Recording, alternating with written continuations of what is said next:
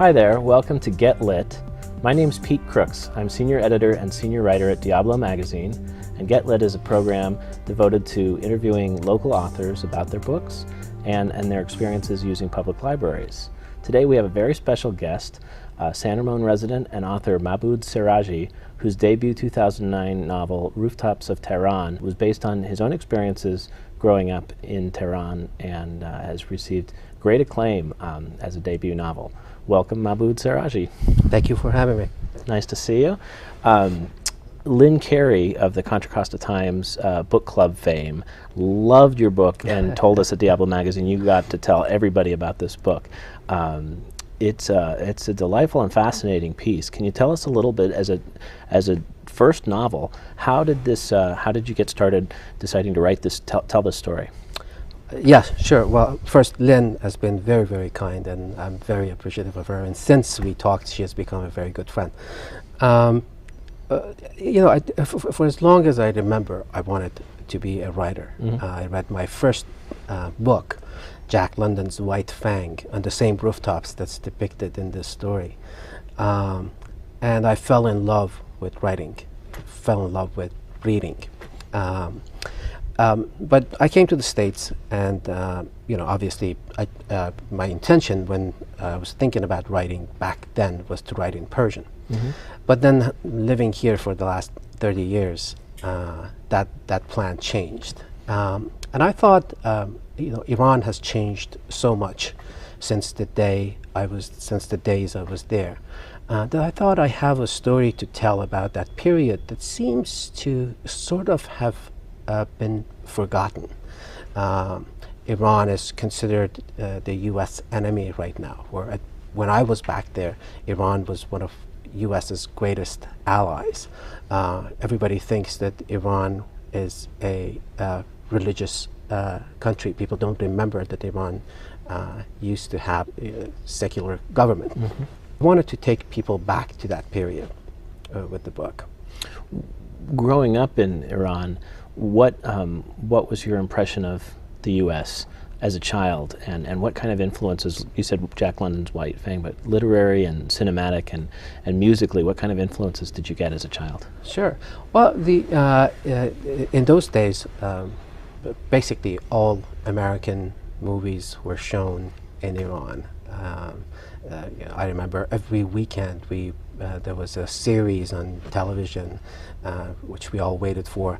It was Hitchcock movies, all of John Ford, Howard Hawks movies. In fact, my interest in being a film major started from watching American films. A lot of the American writers, their books were translated into Persian. Jack London, Howard Fast, John Steinbeck, Ernest Hemingway. So those were the kinds of books that many of us used to read back in those days. I think people have a perception that everybody, and I talk about it in the book, that people were anti-US, anti-America. The reality is that people actually love America, love Americans. They're very much, as I talk about in the book, anti-US foreign policies. And the impetus for that really is the 1953 overthrow of Mohammad Mossadegh, who was a prime minister at the time, and the US CIA overthrew him to bring the Shah back, and supported the Shah, who was a dictator, had a secret police, created a secret police agency, and had a lot of people in jail, and so on and so forth. And the revolution was supposed to get rid of all that. Unfortunately, what we have seen is the exactly opposite of that, an intensification of basically the same policies, repressive policies, and people in jail, and so on and so forth. It's fascinating to look at those 60 years of history, and to see that the U.S. certainly has influence in the area, both positive and not so positive. Absolutely. you came to live in the United States in 1976. What were the circumstances that brought you to the United States? And you didn't start here in the East Bay, you started in Madison, Wisconsin? My first destination was Madison, Wisconsin, because a number of my father's friends lived there, and so they wanted, my parents wanted to send me someplace where we at least knew some people, because I didn't really know much English. I knew a few hundred words of English, and for a month and a half I ate Big Mac, small fries, small Coke, because that's all I could say. Gained 17 pounds as a result of it. But back in those days in Iran, not everybody could get a college education. The number of, it was a limited number of universities and colleges in Iran. So you would go through this very tough exam, and only the top 1% of students would get into universities. So coming to the West to get an education was very popular back in those days. So I came to the States to get an engineering degree and go back, because the engineers from the US did very well in Iran back then.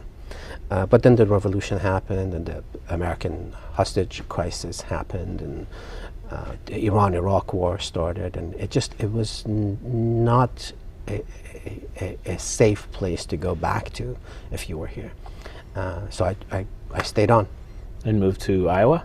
I moved to Iowa City and got my bachelor's, master's degree, and doctorate degree all from University of Iowa.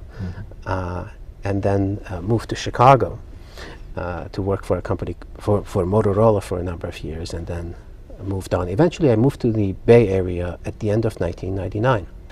Were you writing as an exercise during this time? Were you keeping journals, or how did you develop your writing craft? Well, I was always interested. I always thought I would first write a script.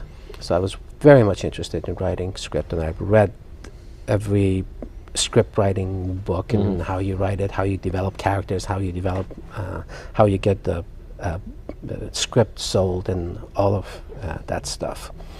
But I think in that time frame, 2000, 2001, there were a lot of books coming out about the Middle East, which portrayed Iran and the Middle East culture as a very aggressive, sort of unfriendly type of an environment. And that was not my experience of the Middle East.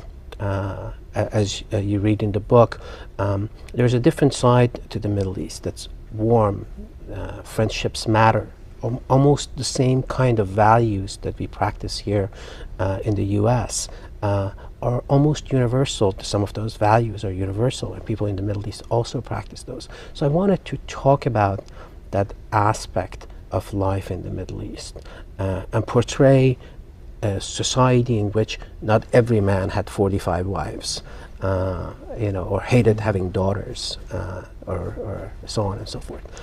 As a person that grew up and experienced the more genuine cultural elements of that part of the world, what was your reaction in that early 2000s time where that region was really villainized by broadcasting culture from this perspective? And how did that form this story or affect this story? It was, I think, difficult for many of the people who came from that region to sense and to experience that vilification. And if you were in a position like I was, where I felt like I could do something about it, and I could write about it to present a different side of life in that region, you would do it.